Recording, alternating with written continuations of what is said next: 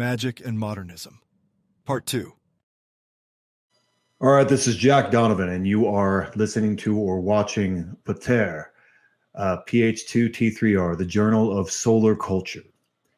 And I'm here today with CB Robertson, Christopher Robertson again, to continue our discussion on magic and modernism and what magic is and how we can use it in a benevolent way. As we were just talking off camera, click funnels and marketing and all these things that everyone uses every day are kind of a form of magic. They're persuasive magic, and they get people to have reactions that they aren't expecting to have. And so there are all these different levels of this. But we were also having a discussion recently that I wanted to get into about the way words create magic. And because words, once you name a thing, and I talked about this a little bit in Fire in the Dark, when you give a thing a name, that name takes on a meaning of its own. Because there's no thing that needs a name to exist in the world. A rock does not need a name for it to exist in the world. It simply is. But when we need it to have a name so we can talk about it. So we create a name. We really create a myth about that. Okay, a story about that rock.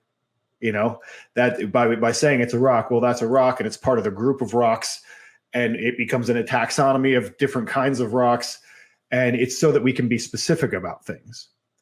But that takes on its own meaning, and it got me thinking about the subject of runes and a little bit of magic that I think happened in the 20th century that I don't think a lot of people know about, because one of the things, because I was obviously into Germanic paganism for a good long while, and I've conducted a lot of rituals and maybe sacrificed some goats, and so I was obviously very interested in it and did a lot of research over the years. I did these speeches retelling these myths like in front of people. From memory. And so I did a little research, and a lot of people, when they get interested in this, they get interested in the runes.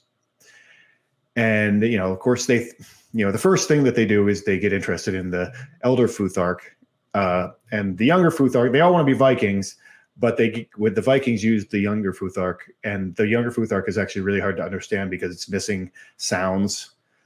So the sounds are inferred or whatever. I never really learned to read that really well. I learned to recite the alphabet at some point. I've lost that since, but it's a little bit harder to use. And of course, if you were speaking that, you would have been speaking Old Norse, but a lot of people use the Elder Futhark, and they attribute magical properties and ideas to the runes, which are just letters. And they were letters that are used by an early culture that we don't really know anything about whatsoever. I mean, you would have been, if you were using the Elder Futhark, you would have been speaking some version of Proto-Germanic or Proto-Norse or some, and those are theoretical languages because it was never really written down.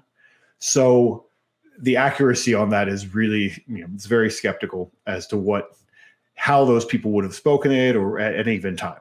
It's just a theoretical language that's a step between, Proto-Norse and then Norse and the things that came before it. And then obviously going back to Proto-Indo-European, which is another theoretical language. So you have these runes that the Elder Futhark is, you found examples of these runes inscribed on things. And that's why we know that they exist at all. Because then they became the Younger Futhark and English, like some other characters, or not English letters because they're Roman, but they evolved into the Younger Futhark. But the Elder Futhark is, they've been scratched onto things and that survived because they probably wrote these on wood a lot and things that deteriorated. But they're little brooches and things that have them scratched into them. And so we know that these letters exist. And my understanding is that the letters actually come from, the names for the letters that we use for the Elder Futhark actually come from Gothic. And so we tend to like put change Gothic into Proto-Germanic, and that, you get Kanaz, and that you get the Oz, the things, and, you just kind of make the sounds different. And, I'm simplifying that. Obviously, a Germanic linguist would be able to be specific about that, but that's my understanding from looking at this for a long time. And so there's a lot of lore associated with this Elder Futhark. And, people want to know, they want to like, tell me about the runes. I want to learn about the runes and what they mean and the magic and all that stuff. And that is a bit of magic because we don't know. Like, we don't know any of that. Basically, the deep, dark, dirty secret that I can tell you about the runes is that everything you will ever need to know about the runes you can find on Wikipedia. If you go to the page on Elder Futhark on Wikipedia, it will list the runes and their names and their association with the younger Futhark and what they think the word means, a few different, they think the letter stands for or how it's said, and then they're attached to the rune poems. Wait, you're not telling me that bone casting fortune telling with rune bones was invented in the last 100 years, are you? I feel like it probably was. And that's a thing that like it's so much lore and so many books and so many things, and you can go to Barnes and Noble and buy a little rune casting kit of rune things made out of plastic, and all these things have come out of this. And all we have for these meanings, these advanced meanings, are these rune poems, which really read almost like A is for apple. Yes, A is for apple, B is for boy. Like a little bit more advanced than that. There's a little bit more about the apple than whatever, like hail and things like that, elements. But so people have built a lot more meaning into these little poems, and you can do that.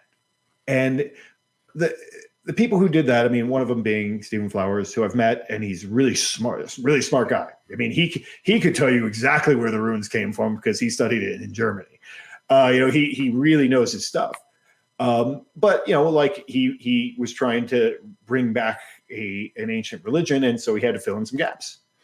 Yeah. And so he had to connect some dots and whatever. And the point I want to make about magic here is that in filling in those gaps, he created a huge, profound level of meaning and so much meditation that people would do on this thing that they probably isn't attached to the people that they think it is.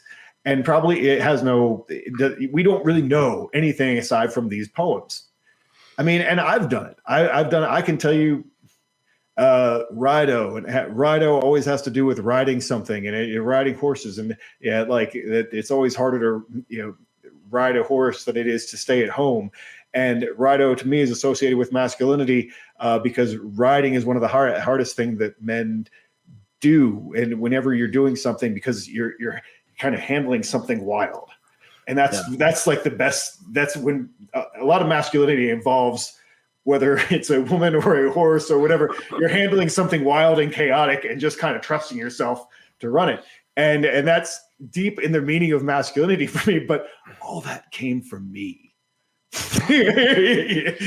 that all came from me meditating on it. I can tell you all kinds of nerd shit that I've come up with the runes and what they mean because I spent years with it, right? And we would chant these runes with other people, and it had so much meaning for them because they'd had so much time. And my point is not that that's wrong or that it's bad, because why not?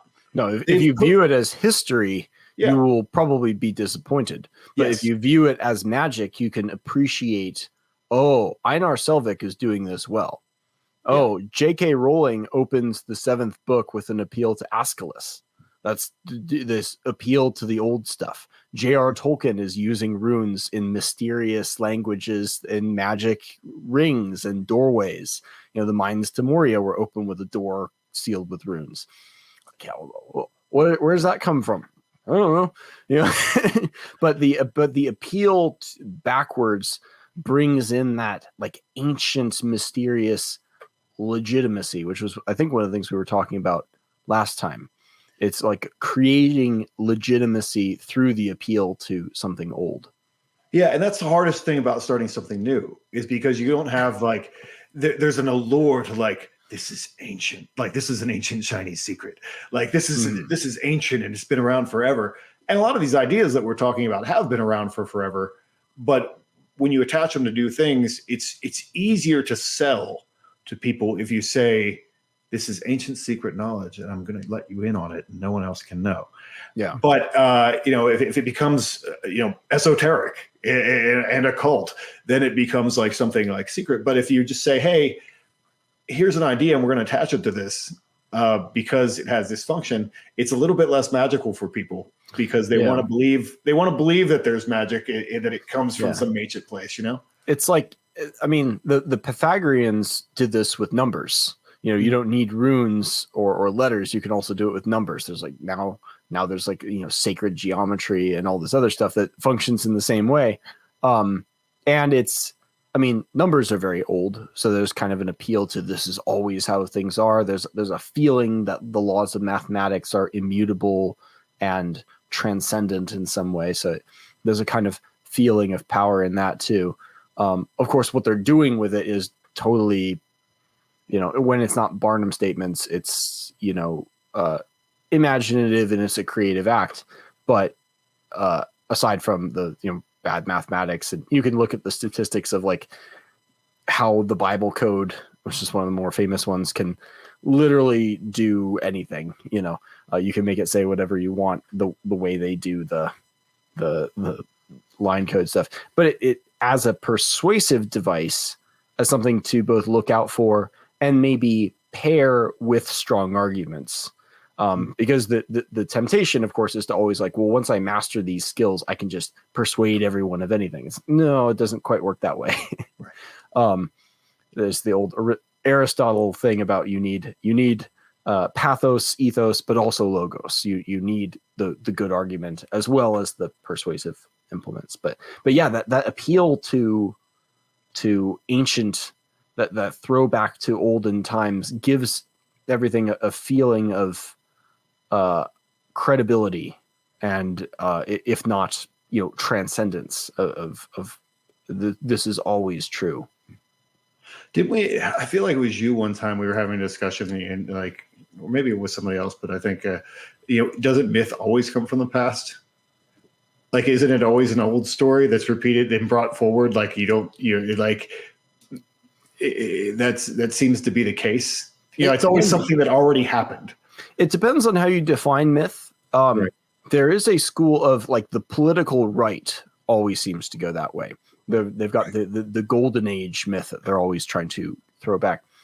I feel like I've made this argument also. The left wing, the political left parallel is the myth of utopia, the myth of a future to come. And in fact, if you look at someone like Georg Hegel, who we mentioned last time, the idea of a trajectory of history that is leading inexorably and inevitably to this singularity of the universe becoming conscious of itself as its own creator, and that will be the end of history. And so like that's a myth insofar as it is a sacred story about the future. So most myths are usually about the past. And that is where they draw a lot of their credibility. But every once in a while, you'll get an interesting one about the future. Do you know the myth, the first mention of utopia by any chance? No, I know there's that book by Thomas More. Yes, exactly. Yeah, okay. And it was a satire. Yeah. It was making fun of, because it's a play on words, because autopia, which would be EUTOPI, would be the best place, the perfect place. But utopia, just do with the U, is in Greek means no place. It's nowhere. And it was a very it was a Greek pun written by an English writer in the 16th century or something, basically making fun of that mindset. But then it got picked up unironically by Hegelians and others. That's fantastic. I love it. Yeah, I didn't know that. Something else that jumped out at me that I was thinking about in terms of myth and creating myth. This really obscure, random shit that I found years ago that always kind of fascinated me, by Georges Bataille, the French artist. Had this whole secret society, and you can look at it. It's the Asafal Society, and it was this kind of art movement that he created. And it probably has, now that I'm older and know more, probably has some Marxist roots from the way it sounds. But it didn't strike me that way because I wasn't looking for it at that point. But the idea that they needed a myth to really gather around. And so someone was going to have their head cut off because they needed a headless king. Because they needed a ruler that had lost his head. That there was no head of state. There was just a headless man would be the central myth of their entire religion, basically. And of course they could never get anyone to cut their head off. But there are all these drawings of a headless man and like whatever. And I'm sure it was much more advanced than that because I read a lot about it years ago. But fascinating idea, always kind of struck me as like, I love weird art movements anyway. Yeah. And like this idea that like, okay guys, we just need someone to cut off their head so that we can begin the myth, because it'll be such a dramatic act. And, they're French too. So they're thinking in that way because, obviously the guillotine and revolution has to do with the end of the monarch and all that kind of. But they still have a king. It's just the funny thing. Yeah. That almost sounds more English than Marxist in a way. But yeah, if anyone wants to look at it, Georges Bataille is a weird figure. He's also the one that I know about the death of 1,000 cuts because he wrote a lot about that one picture of the guy in China, or I think it was China, actually getting the death of 1,000 cuts. Mm-hmm. And he wrote this long thing about the relationship between the person doing the cutting and the person being cut. It's just neat, weird shit, but off our tangent. But it's just an interesting thing about the idea of creating a myth through act, and actually that relates to what we were discussing about Mishima. Yes, because I connected the dots. I mean, I was kind of reading about those things at the same time in my life, and so I connected the dots between him, and that's I called him Headless God. I had a whole website at one point called Headless God for Mishima, because that was really he beheaded himself because he was trying to really start something. I should read some of his other works. The only work I've read of his was in the fiction realm was a very, very short book called Patriotism, which is literally just a description of a Japanese commander who comes home, makes love with his wife, and then they both commit seppuku in the ritually correct fashion. And it is anatomically precise in its depiction of everything. And that I mean, I hope I'm not sounding like a record that's skipping a beat and I keep going back to Homer, because Mishima was also a Hellenophile as well. But sure, you see that with Homer too, in these very brutal descriptions of death in battle. And it seems like in lieu of an actual act, like maybe you're a Buddhist monk who decides to douse yourself with gasoline in the streets of Saigon, or something. A sufficiently vivid description seems to be quite powerful in its own way. And I think my wife and I were brainstorming the sort of taxonomy of different kinds of art, I'm sorry, Freudian slip there, different kinds of magic. And art seems to be one that comes up a lot. Alan Moore, the author of Watchmen and other stuff, said there is no distinction between magic and art. Art is, or at least when it's done correctly, is magic. Magic is art. Mm-hmm. I think there are other kinds. I think there's a way you can view contracts as art.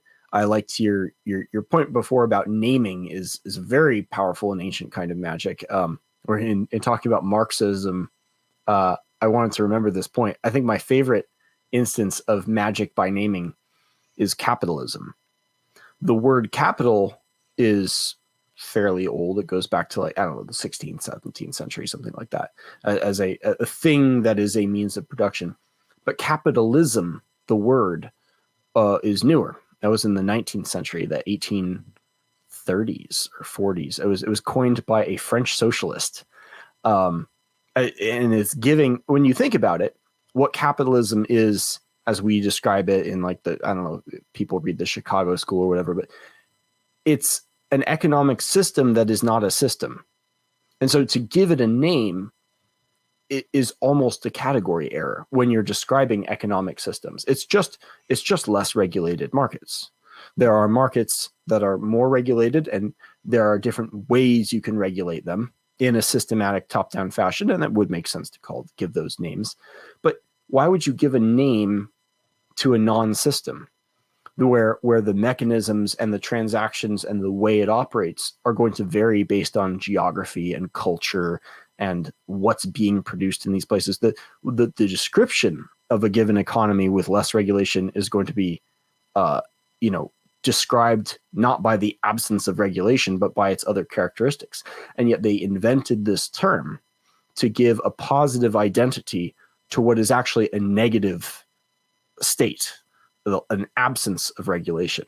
And now they're saying that the capitalist system, it's a total fabrication, a very clever magic. Yeah, that is fascinating. Yeah, because I always kind of chafed against that word anyway, because I mean, without knowing that, just because like trade is kind of old. Trade is old. People owning more things than other things is kind of old. Finding amulets from Egypt in Norway from the 7th century BC or whatever. Like that's we've been trading for probably longer than we've been Homo sapiens. Yeah. Bananas. Yeah. Like it's wives. If the ape studies in zoos are to be believed, people have been selling other people and themselves for elsewhere in the primate world. So yeah. So to put it the way they put it into like a modern context is very, very awkward to me. Like is it saying they were doing the same shit in ancient Rome, and like that's the way humans have operated. In a non-regulated system, really, for a really long time. But anyway, you also came up with because we should get to that. You said you and your wife were actually talking and got a kind of taxonomy of magic. Well, right. The first ones to mention are, like, to get out of the way, are stage magic. So, like, when you see David Blaine doing his street magic, or Chris Angel in Vegas, or Penn and Teller, these kinds of guys, like that's performative stage magic designed to create, and we might call it illusions, to create awe and wonder through the appearance of the impossible, and that's cool. And then that would be like category 1, stage magic, and category 2 is fantasy magic, which is ironically what a lot of people call real magic, but it's actually not. It's like I cast a fireball. The stuff you see in Harry Potter with wands where they make feathers levitate and doors unlock and so forth. That's sort of the lay person's understanding of what magic is. There's this famous Arthur C. Clarke quote for the science fiction world: any sufficiently advanced technology is indistinguishable from magic. But I think you could take technology out of it, and it's like any sufficiently advanced technique is going to appear, like magic to people. It's, as an electrician, it's very funny walking around the job site, and we're doing very basic stuff. We're basically running copper wire from point A to point B, and then to point C, and then we just connect copper. That's all we're doing. Yeah. Many of the other trades literally think this is magic. Like the way electricity works, and like any point can shock you, and it's this like very terrifying to a lot of people. But it's, I don't fuck with it. And electricity is kind of like, it's a little bit crazy when you think about the amount of power that can flow through this conduit and, you know, contained within metal pipes that themselves don't shock you. But like when you work with it every day, it feels like not substantially different than bricklaying or drywalling, but to other people who are less familiar with it, it appears like you do things and now lights work. If you don't do those things, the lights don't come on. We don't know anything else. And so when people who don't understand the way that someone like Evola or someone like J.R. Tolkien uses magic, describes magic, they're going to be envisioning waving a wand and stuff happens. Yeah. By magic. So there's stage magic, which everyone kind of understands is an illusion. And then there's fantasy magic, which is the impression of what magic is. But then there's like actual real magic. And there are probably infinite, you know, subcategories of this, at least potentially. But the ones that we came up with were, as you started with, naming, contracts, art, and then, you know, art with an asterisk there, because not all art is magic, but, you know, some of it is. And then there's storytelling. And storytelling probably has a number of subcategories of its own as well, because you can tell a story with a particular point of emphasis. You can tell a story of the future. I mean, who can count all the science fiction stories that were written that inspired and influenced inventors to create like the cell phone or, you know, something like that. Oh yeah. But there's also like prophesizing in an attempt to either stave off some future event or to bring it about, another kind of storytelling. And then there's storytelling of the, like, you know, the Homeric or J.R. Tolkien kind that is attempting to create something through the use of words, like a concept, like, you know, or transform justice or transform heroism, or to, you know, transform England or protect England, as J.R. Tolkien's hope, I think, was. You know, there's all kinds of things you can try to accomplish with storytelling in the way that you emphasize and in the words you use. But those are, I think, those, you could spend a lifetime studying just one of those four things, let alone all the other, you know, possible subcategories of magic that people use. Maybe philosophy would be a fifth one. if you're Hegel or Evola. Right. Well, any kind of writing that, I mean, we were talking earlier about persuasion. Mm-hmm. Like persuasion can be magical. Basically, you know, that becomes a cult. Like interrogation. Ooh, yeah. Interrogation. I mean, that's skill. Black magic right there. Right. Yeah. Like a litigator or like Like I remember I think I've told you before. I know this federal prosecutor, and we did a podcast together, and he's like, oh, don't worry about what to say. I'll lead you to say what I want you to say. I do this for a living, and I was like, that I don't like you. like, that's scary, you know. Like, but he's not wrong. Like he has a skill of doing that, and that was, you know, that's very unsettling to realize. But at the same time, when you talk to a policeman, he's first of all maybe being a nice guy. Yeah, exactly. First of all, don't. But you know, he's leading you to. He's helping you to confess. You know, which is his job. Yeah, which is his job, and he's helping you to confess and to provide evidence on yourself to make everybody's life easier in court. You know, and the same thing, we're trying to maybe get you not to confess. You know, if he's a good guy, shut up. But can I interject with a funny story? Scott Sure. Adams was telling a story a couple years ago about a tragic incident, tragic here in quotes, in Texas, where there was a man who tried to hold up a store, and there was a gunfight, and in the end, the instigator, the guy who tried to rob, accidentally shot himself in the head. And Scott Adams, like, now, the way the news covered this is funny, But all you need to know is that the story happened in Texas. Does anyone need an explanation? Does anyone need to know the cop, talking to the people there is like, are you sure that bullet came from your gun? I mean, it could have come from his gun. It would make my paperwork a lot easier if you think maybe the bullet didn't come from your gun, but might have come from his gun. It's a possibility. And the guy's like, you know what? I think that might be how I remember it happening. Yeah. Not the usual case. Don't depend on that, but it does happen sometimes. Yeah. Like this. Yeah. Like there are still guys who are like, let's make this right in the wrong way. And God bless them. But it's I mean that's the good guys really in a way. But but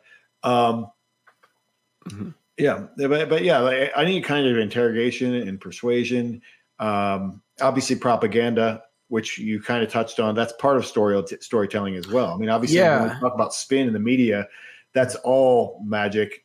We're going to say a thing that's not exact, that is technically true, but it's not technically true in the way we want you to think it is, Yeah. I mean, a lot of propaganda in its most like sort of primitive and obvious form is like a combination of art and naming, right? Yeah. You have a poster that depicts the bad guy as ugly and gives him an ugly name. Yes. The German is the Hun, Yeah. Joe Biden is X, Donald Trump is Y, it's just, it's very sort of primitive because it's not a surgical device really. They're just trying to move things in a statistical manner. And if they just, if 100 people see their poster and it moves 3 of them, that's a success kind of deal. Which has now been a domain of AI because they've been, and I mean, that was half of what you see on AI, like just, the basic NPC Midjourney users were like creating tons and tons of like fantasy things about Donald Trump in like, jail outfits. And some of them have now finally gotten to the mainstream, but I was seeing them like back when we first started using Midjourney, like they were just doing that because they have TDS and they can't like not do that. Here's a scary possibility. This is another, I'm borrowing this from Scott Adams. What happens when AI modifications get so good that they can take politicians, an existing video of a politician and edit the video just like 5% to push that politician slightly into the uncanny valley, such that you won't even consciously notice the difference, but it just makes them look untrustworthy, look unlikable, look wrong somehow. That would be extremely powerful. Really much more powerful than the sort of overt stuff. And who knows how many things like that are already out there for other things. I mean, that's what hatchet jobs with quotes are already, just in a text format. The visual persuasion is like supposedly a lot stronger. I mean, and the value in learning all this, because again, it can feel like a dark place to go, is that how are you going to defend yourself against this stuff if you don't know what it is? There's Aristotle wrote a book called Rhetoric from 2,300 years ago, where he has this opening line where he says, it is absurd to think that a man should be ashamed of being unable to defend himself with his limbs, but not feel the same way, unable to defend himself with words and unable to hold his own in that domain, when words are more unique to man than the use of limbs. And I think it goes back to, I think this is from The Way of Men, the idea that the great men of history are not men of just action or just words, but both. Action and abstraction. Yes. Yeah. But there's definitely need for both. It's important to be able to defend yourself and to be able to express yourself accurately. And we're all going to have different aptitudes in that, just like we have different aptitudes in the ability to like hit people. Of course. You know, like we're going to have, I mean, I always say, well, I don't debate because I'm not a master debater. Like I wouldn't be good at it. Like my brain does not work that fast. Like I've said some really smart things in my life, but I maybe took a day to write them. You know, like in 10 seconds while someone's like on me, I'd just be like deer in headlights. But yeah, no, I mean, because it's a skill. Like debating is a skill. That's why I say like these people like Jordan Peterson or whatever can do that, because if you've stood in front of a classroom for 30 years taken questions and defended them, you can do that without like breaking a sweat and not even think about it, because that's what you do. You know, but that's something that takes years and years of, it's an art, you know, like, and it becomes easy after a while, but it's not easy to start with. Yeah. And this is the other power of giving names to things. There's a whole school of, we might call it magic, called neuro-linguistic programming. Yes. That's about performing magic. We have a guy in the order who's going to school for that right now. Oh, nice. Yeah. It's all about performing magic on yourself. I mean, like people talk about affirmations in this way, but I mean, in philosophy, I don't know if this would be called best thought of as magic in like a dark sense, but like we give names to things in order to order them. And if you give names to them, it's like creating an index in your head. If you give names to patterns, like in philosophy with like logical fallacies, when someone says something, a normal person who isn't trained might be like, that doesn't sound right, but I can't really explain why. Whereas if you've done training, you're like, oh, this is a Mott and Bailey, and you threw on a red herring at the end. That's not pertinent to what we were talking about before, and you've also changed definitions. And if you can pull out words like equivocation and non sequitur and so forth, and it gives you speed. It gives you that capability to engage. And it takes a lot of time to learn all those and to learn to employ them in the moment. But it's just like jujitsu or martial arts or anything else. You get more proficient and faster the more you do that, the more you work that muscle memory or mental circuits, you know, so that the pathways are a little bit quicker. And that's one of the uses of naming. That's just wholesome and just plain useful in your own life. Yeah, I mean, just taxonomy generally. I mean, that's when it becomes, and then you know, it can also be used for obfuscation. Yes. Like, I mean, for most people, the word obfuscation is obfuscation because they don't know what I'm saying. But like high vocabulary is obfuscation. But you could use, I mean, who knows? Maybe I use it wrong. I have to look it up. You really shouldn't say obfuscation. You should say occluding. Much so yeah, I mean, technical jargon, which is what that gets into. And philosophical jargon is a jargon, where it becomes like, if that's then an occult and esoteric order, that you could speak plainly about a thing, but if you start talking in jargon, you're automatically not talking to people anymore. You're talking in jargon, and so it can come across as philosophers, you know, like or you're talking to normal people and just trying to confound them. Yeah, well, I've always said that them. I learned in my early days in the internet, that you never argue with a scientist, because you know they all have special fields of interest, and if you go into someone's special field of interest, they will make you look like an idiot even if they're wrong. Yeah, because they can just talk in jargon, and you can't decode their speech. And you don't know exactly what they're saying. They may still, I mean, that's what happened in all of like 2020. We had all these people using jargon at us. And clearly they know the jargon, so they must know what's going on. No, they were all lying. So like, but they use the jargon to fool people.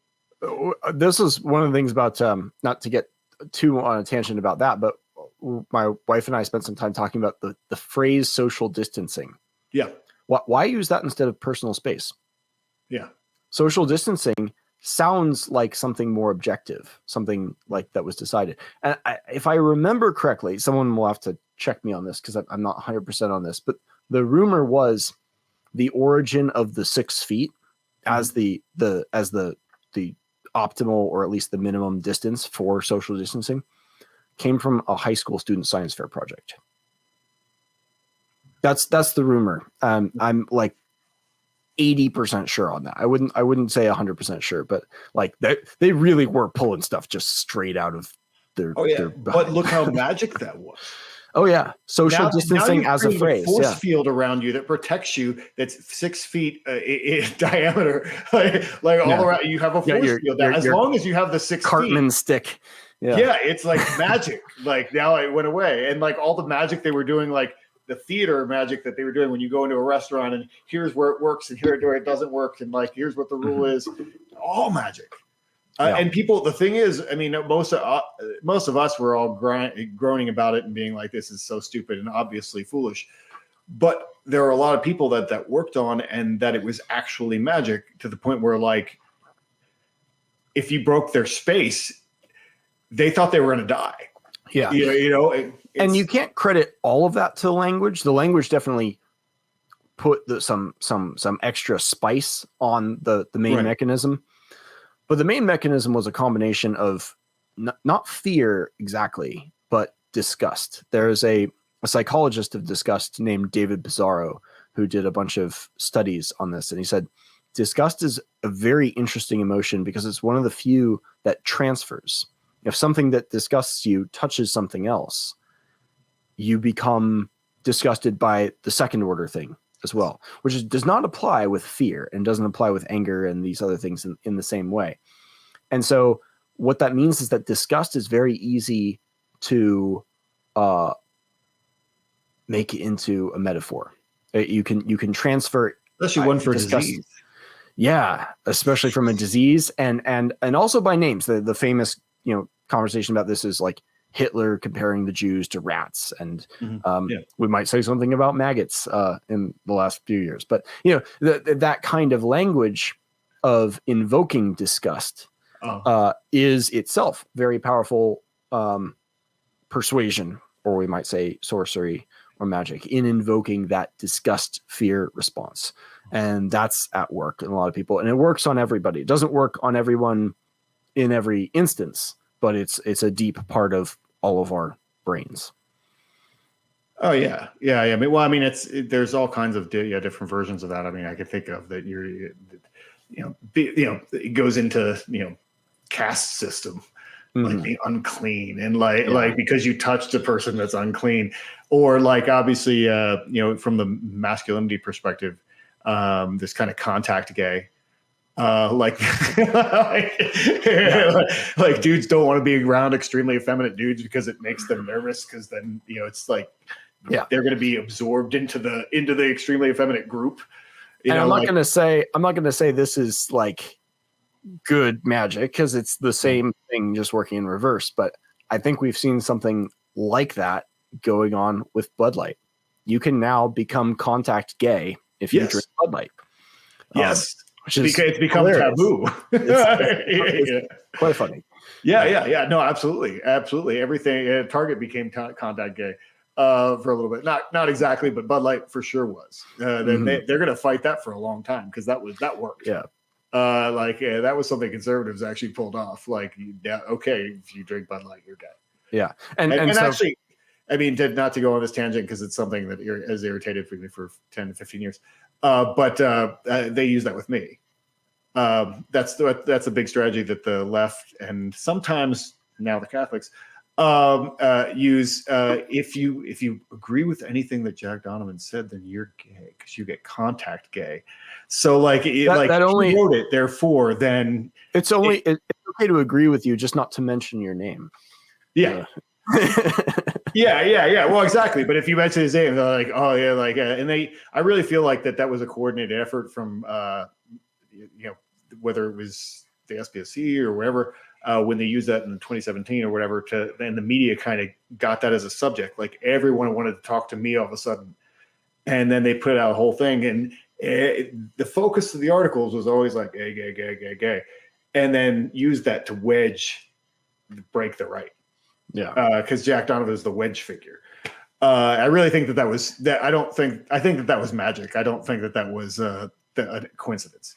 Oh yeah. Well, and we know that they do that stuff like that. I mean, and it's not even hard to do. I was somewhat silly back in those days, 2017, got involved in stuff I had no business. We all? No business getting involved. But I remember getting in circumstances where I was standing face to face with Antifa types and getting into arguments and conversations with them. And what me and a few friends learned is that you could sort of play them off each other, because some of them are just there to yell at you. But a lot of the Antifa types are quite well read Marxists and like believe themselves to be intellectuals. And some of them are quite, many of them are. And so what's funny is you can actually, depending on how you talk, if you're polite and if you point out, and if you give kind of carrots and sticks in a conversational sense, you can make the intellectual types feel embarrassed by their buddies who are just yelling slogans 2 feet next to them. And like, I was a pest control tech doing this. Like, you think the CIA can't do stuff like that? Oh yeah. Yeah. Maybe the crowning jewel of magical phrases like that has to be conspiracy theory.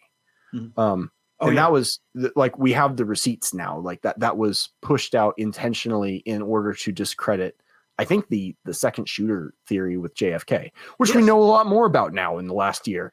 But you know, like, and that phrase works wonders. It's extraordinary in its ability to completely dismiss things. And my favorite are ones where things that are neither conspiratorial, because it's like out in the open, nor a theory, because it's directly out in the open in our face, get called a conspiracy theory. I think they were trying to do that with the World Economic Forum. A few years back. They're telling you what they're doing on TV. I think they gave up on that phrase, but most of them did. I think there's a few who say it's conspiracy theory. Every damn thing is like that's what they use to dismiss things, and it works for most people because no one wants to be a kook. No one wants to be get that disgust, contagion, contact, disrepute rubbed off. Like, I mean, I did it with Flat Earth. Like, get the fuck out of my face if you're on Flat Earth, because I don't want to get contact retard. Like, I don't want that. Now I have enough problems. I got 99 problems, but fucking Flat Earth ain't one. You know? And I think for most people that is like, it's not just reasonable, but it's kind of the only functional way to live. You have to separate yourself out, because those people, first of all, some of them are like just well-meaning idiots, and they will get you in trouble just by naivete, but some of them are not. You know, some of them are not. Some of them glow a little bit. And that's also, you know, sorcery of the kind. I mean, I can think of a few people from my past that would, you know, there are people who want to close down all your other options. Say the words with us. You close down all your other options, and then we can use you for our own purposes. 13 words or 15 words? I don't remember which. Something like that. Even if it's not those words, but there are words that you can't take back. There are more of them now. But there's words that if you line yourself with some certain people, then like all of a sudden all the other doors close, and a lot of people don't do that, realize that, and they get spicy and think they're being clever. But if you're going to get burned by that, I know that fire is hot. Anyway, I mean, I guess we should probably steer this before we get into our own tangents of all the things that we know about the world, because we're experienced.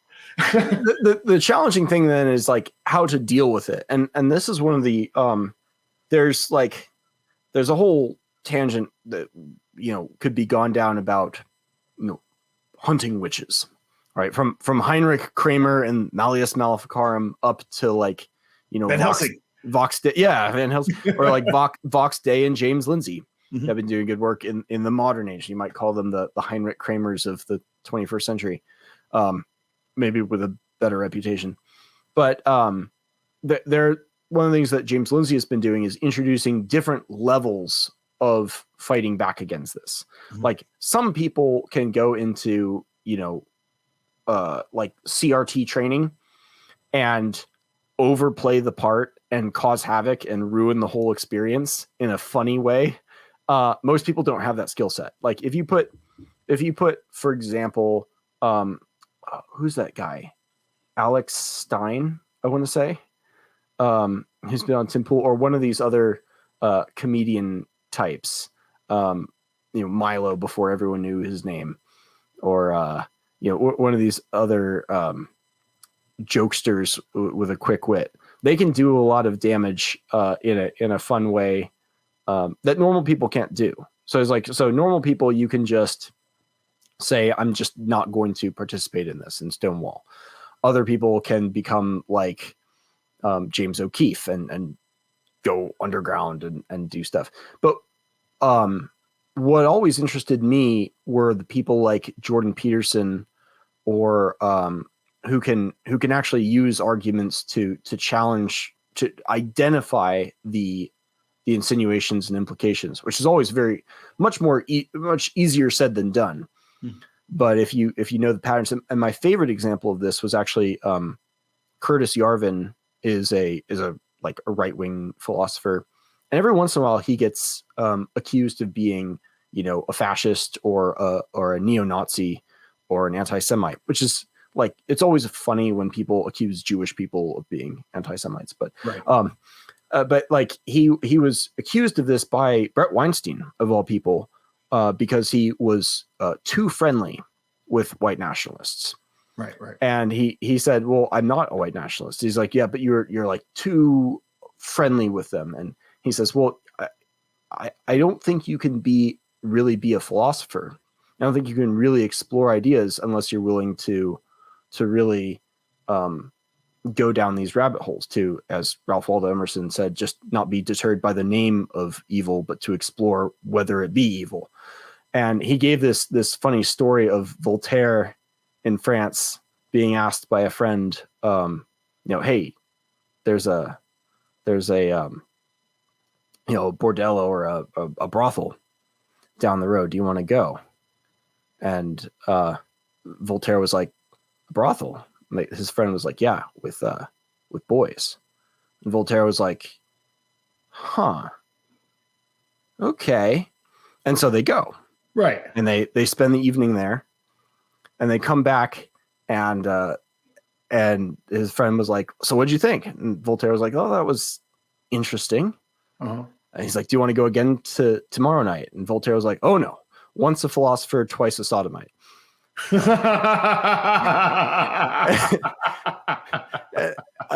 thought it was the perfect amount of crassness and humor, but also it illustrated the point about like this kind of the nature of this kind of associative censorship that is very difficult for most people to articulate. And now that I've told that story, like it would be, maybe it could be recycled once or twice, but that will eventually get stale and you can't reuse that. But to be able to counter challenges of association like that, like you can't talk to these people or you're bad. And those could be white nationalists, or it could be your grandpa who likes Trump, right. Like this is the nature of magic, is like the limits, if you're not prepared to deal with it, are pretty mind-boggling and terrifying. So I think there is value in learning at least the basics of identifying and maybe countering and ultimately maybe even creating something good from studying this stuff. Absolutely. But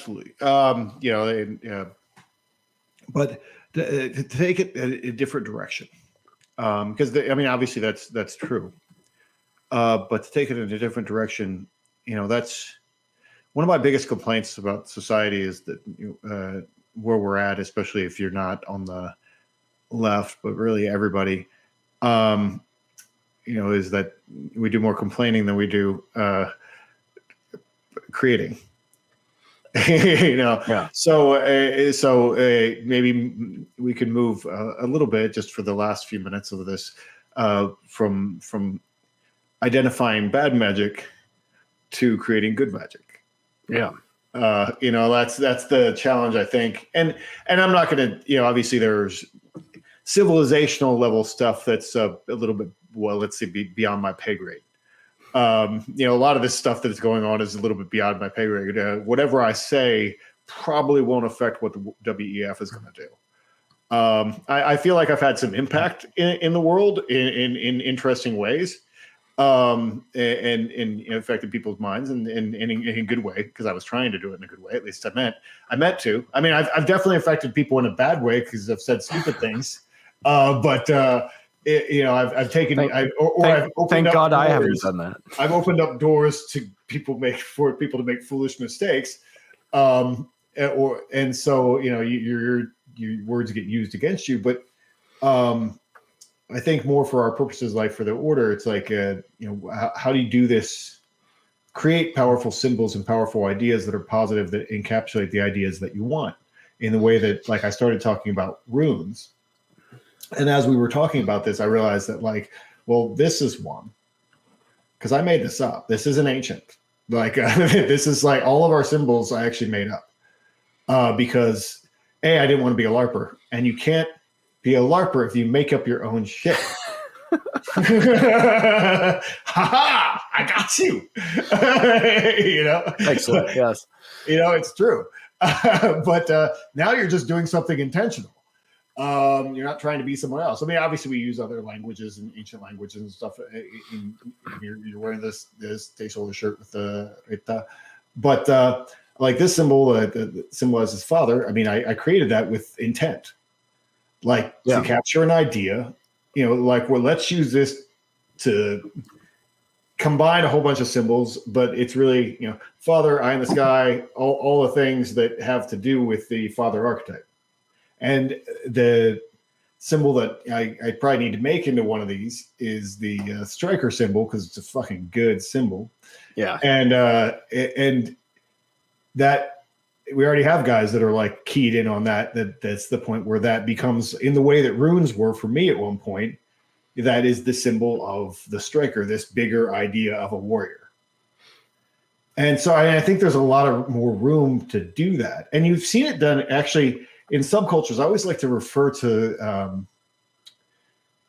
there's a subculture called the Chapel of Sacred Mirrors, and I've seen this. It's amazing. I mean, it's kind of a leftist mushroom cult, but I mean, it's a psychedelic art cult, right? The Terrence McKenna crowd, yeah. Yeah. I mean, it's a very specific artist that started it. And now there are many, many, many artists. In a way, I kind of it's could we get even halfway there to what they've done? I mean, because they've created a whole language of symbols that describe different things, and that becomes very arcane very quickly. But they have a whole language of symbols that they use, and a whole symbols in terms of hieroglyphics or runic kind of thing. There's some kind of alphabet that's there. But there's also step further, a whole language of symbols that obviously they've taken from history in the way that I've taken and other people do, and put their own specific meaning on them. And so these people, I mean, I don't know that much about the culture. I just follow the art sometimes. And if you look up Chapel of Sacred Mirrors, you'll see it. The art is really high level, really well done. And they've gotten to the point where they have a whole campus of buildings that, that you can go into. They have temples that they've created, all with their own vision. Interesting. And then you have all these people that have add the extra effect of psychedelics on this, because you have these people, presumably a lot of them are taking drugs and then focusing on these new things.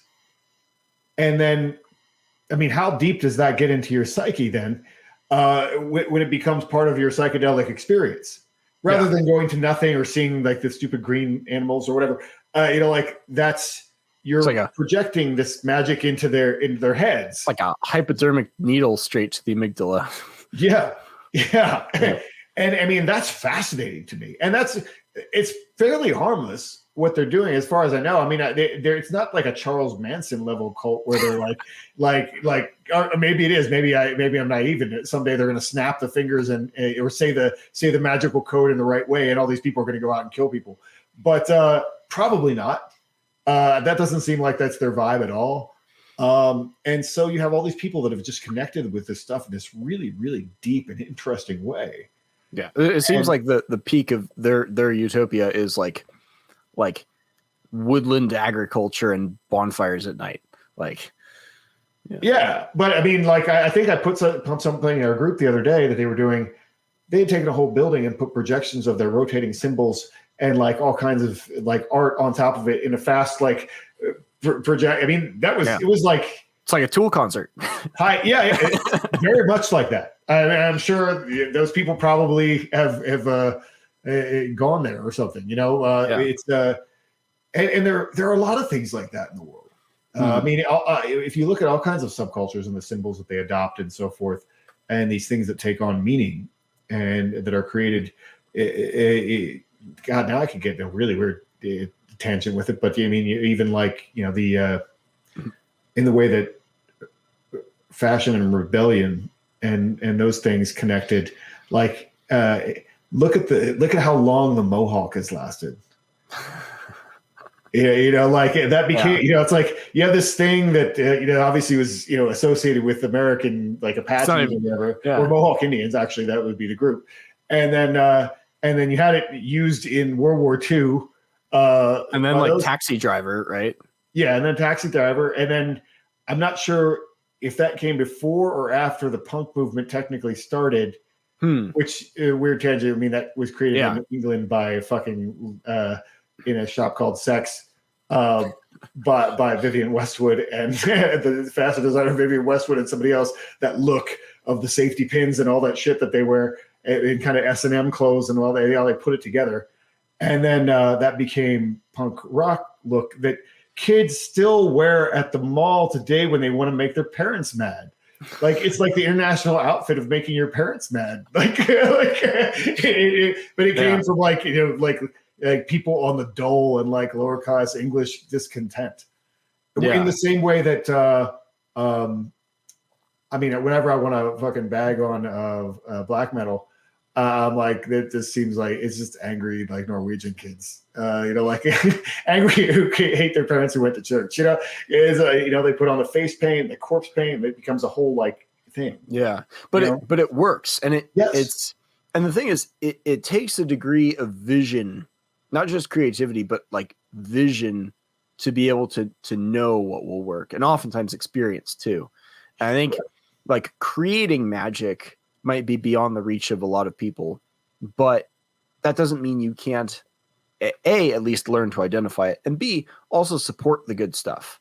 Like whether that's your work or, I mean, my most recent book, The Hero and the Man is like, I didn't do this cover art.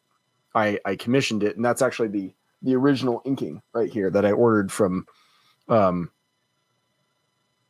Finland, I want to say. Where the guy inked it and commissioned it because this is like creating new art and the purpose of the book is not to change people in a like to persuade them to take on a certain mindset, because what I'm interested in is literally what did Homer actually believe, and it's like in theory a falsifiable hypothesis that could be wrong if someone presents a better argument, and I'm curious what other people have to say about it. But the magic I might be trying to do is to get more people to think about Homer and to engage with Homer. And, you can engage in a conversation for the pleasure of it that still draws because half of persuasion is just what you draw people's attention to. Absolutely. And I think what better story to draw people's attention to than Homer? A lot of people will say the Bible, but I would disagree. There's room for disagreement there. And the Bible also has a few good books in it. I would say Job and Ecclesiastes are cool. Some of the other ones not so much, but Homer is special. And I feel like as a positive act of magical creation, or not creation in this case, but protection and sustainment, drawing people's eyes and minds back to Homer, if that could be considered a magical act, and to get people to appreciate something closer to stage magic. There's the awe-inspiring wonder of these incredible stories, is something that's just worthwhile in itself, and it inspires a different kind of art and a different concept of beauty than we see in the rebellious, juggalo face music of just rebelling against the mundane picket fence world of the 50s or whatever. Yeah. I mean, and that's absolutely true. You can do that and bring people's attention to things. I mean, if you think of that, then publishing is magic in a way. Like when people resurrect an old book that everyone forgot about. Well, yeah, one of the more interesting YouTube sourcers, a gentleman known as Tarl Warwick, aka Sticks Hexenhammer. That's basically all he does. He just puts out little 8-minute videos to keep you keep him in your habit loop, and then publishes ancient books that he found and edited. He's put out like 90 or 100 books from like people in the 1600s that wrote about werewolves and wrote about herbs and wrote about gardening and alchemy and just all kinds of weird stuff. And he just puts it out there on Amazon, public domain stuff, and just keeps putting stuff out. And it's, it works. Yeah, no, I have a friend who's been doing that his whole life. I actually 2 friends, and they work together sometimes. But Trevor and my first publisher, Kevin Slaughter. I mean, they are nerds for putting out ancient books on topics that they think are interesting, but no one else cares about. And they will spend so much time making beautiful editions of books in the hopes, obviously, they do get out to somebody. I mean, they went down a rabbit hole on egoism for years.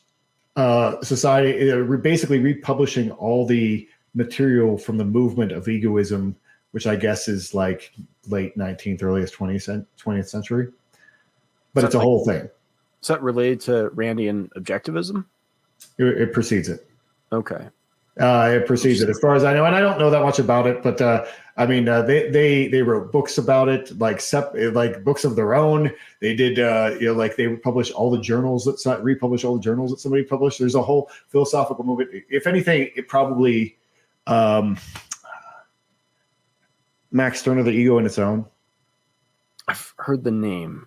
Yeah, I mean that's probably one of their more foundational books, and they've printed an edition of that, I believe, an original translation of that I think the author then disavowed, and so they had to pull it off the market. Like they do all kinds of stuff like that. But to take the point, bringing something into light that has been sleeping for a long time, which is Homer in many cases for people. If you bring something that they haven't thought about or whatever, and we're doing it with the Order and the Rig Veda. Yeah. No one talks about Rig Veda.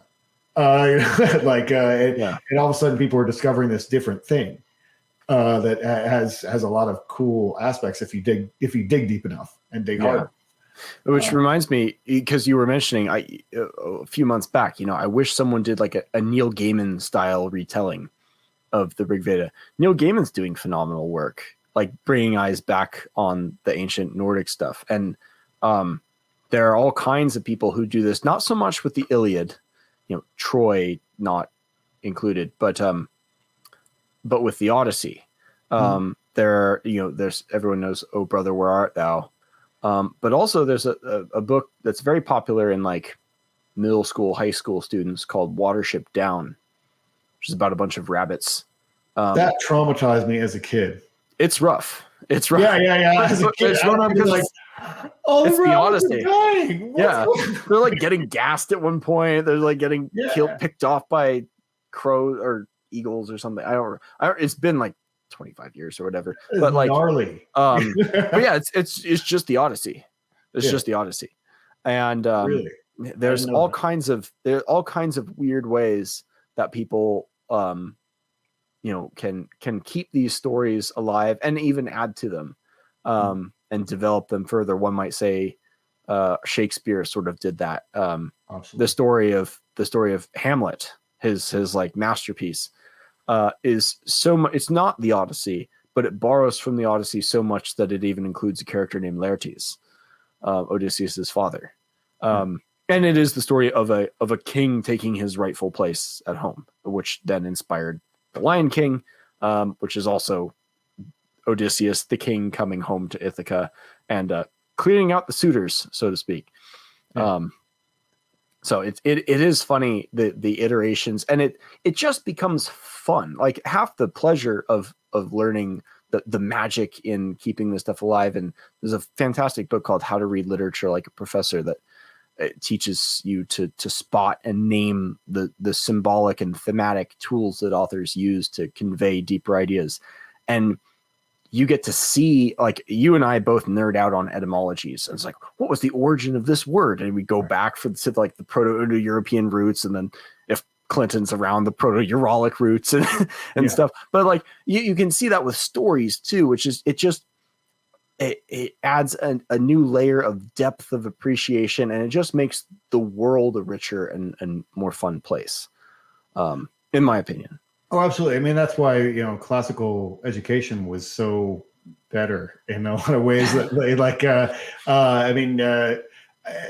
remember reading certain things when I was younger that, like, there's no way an American who went through a public school system would even know how to understand, because the references are lost because we haven't read the source material to recognize the references. The most comical example was me probably as a sophomore in high school trying to read Ezra Pound.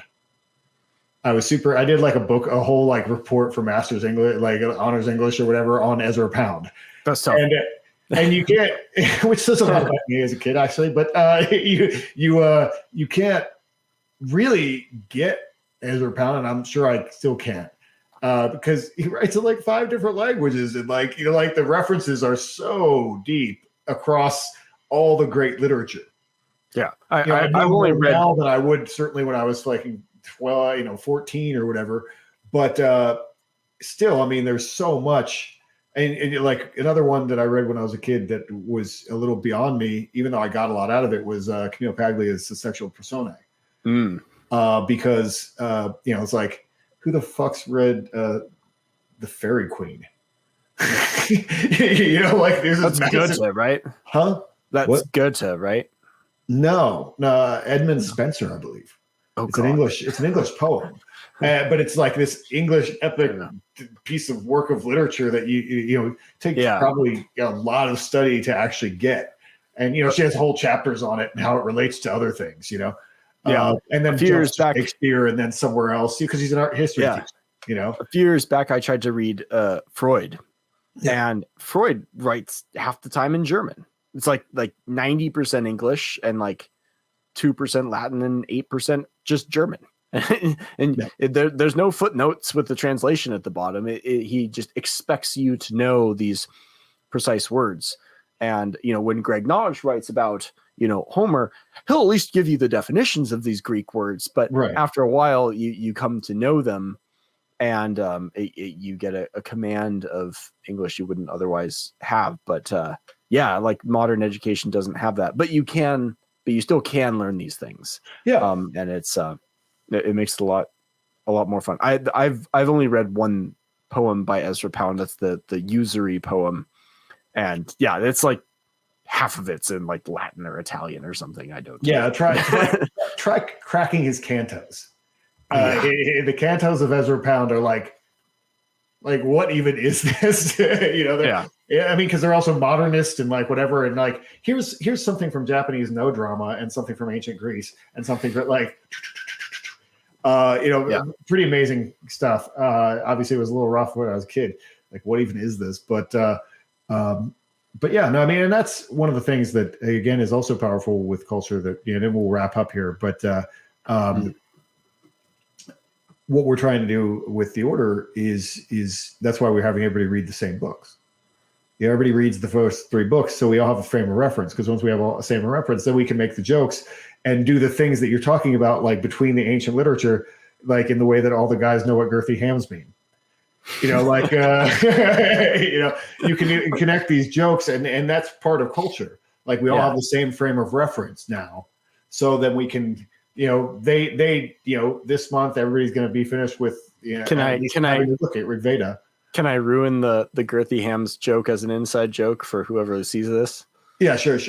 So there's a funny line in the Odyssey where Odysseus is sitting at the table, and a bunch of the other men at the table are looking. They're like, "Who's this stranger?" And they're like, "I don't know, but look at the size of the hams on him," or something like that. They're basically like admiring his legs and his butt. Basically, they're like, "Damn, he's got legs on him." Which was contrasted with the bandy-legged, I believe that was what they were going back and forth. There were bandy-legged people, and then maybe not in that scene, but when they were talking about that in the order, I was not reading it at the time, but it was bandy-legged and girthy hams. Yeah, Thersites is the evil bad guy who shows up for 2 paragraphs and then gets beat up by Odysseus and then doesn't say anything for the rest of the whole story. But Odysseus is like this. He's got these strong Arnold legs. I guess not swift-footed like Achilles, but he can keep going, and he can throw a discus really far.